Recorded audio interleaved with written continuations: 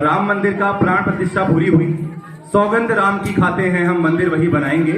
और वो मंदिर बन के आज खड़ा हो चुका है, हमारे राम लला जी के वहां पर आ चुके हैं। तो सवाल ये था कि सीखने को क्या मिलेगा यदि हम श्री राम जी को वहां लेके आए हैं अयोध्या, अब वहां से सीखने को क्या मिलेगा। तो एक छोटी सी कहानी है जिसका गुणगान रामायण में, रामचरितमानस में मिलता है। वो इस तरीके से कि एक बार जब श्री राम वन जा चुके थे, वन पहुंच चुके थे, तो वन में एक बार उन्होंने वन देवी को पुकारा कि ऐसा करना कि जिस रास्ते से मेरा भरत आए, जब भरत उनसे मिलने के लिए जाने वाले थे, भरत मिलाप हुआ था जब, कि जिस रास्ते से मेरा भरत आए उस रास्ते को कांटे, उस रास्ते के कांटे हटा देना।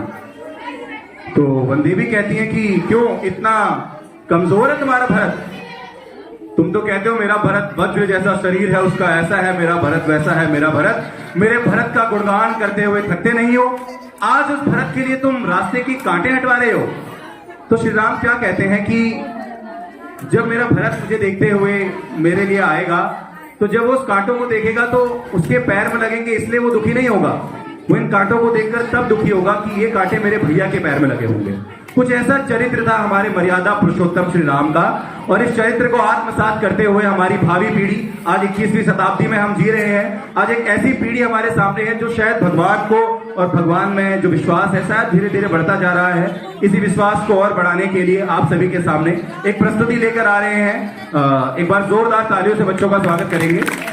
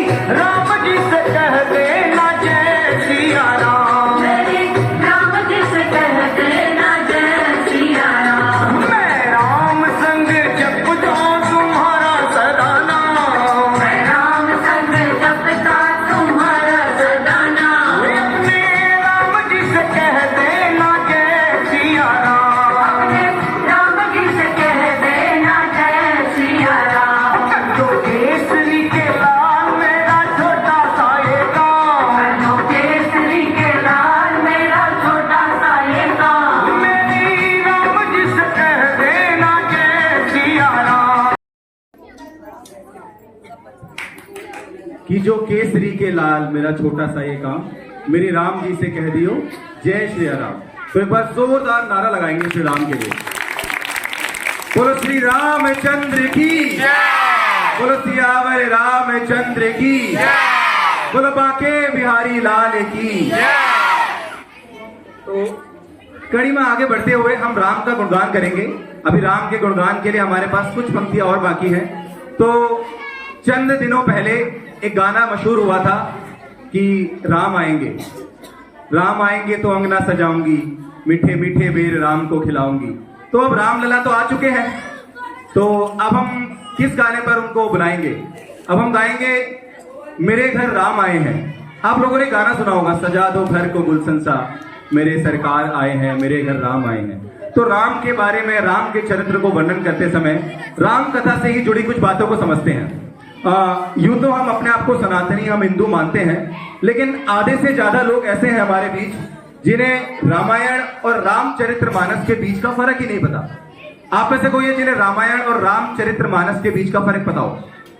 रामायण और रामचरितमानस, शायद दोनों शब्दों के बारे में आप भली भांति परिचित होंगे, इन दोनों शब्दों से, रामायण और रामचरितमानस। लेकिन इन दोनों में फर्क क्या है, क्या कोई जानता है?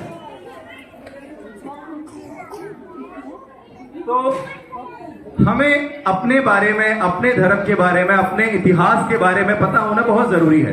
तो रामायण वाल्मीकि जी ने लिखी थी, महर्षि वाल्मीकि जी ने रामायण लिखी थी, जो कि प्राकृत भाषा में लिखी थी, जिसको पूर्ण संस्कृत, जो प्राचीन संस्कृत होती थी, उसको प्राकृत भाषा बोला जाता था। और रामचरितमानस लिखी थी तुलसीदास जी ने, जिसको अवधी भाषा में लिखा था।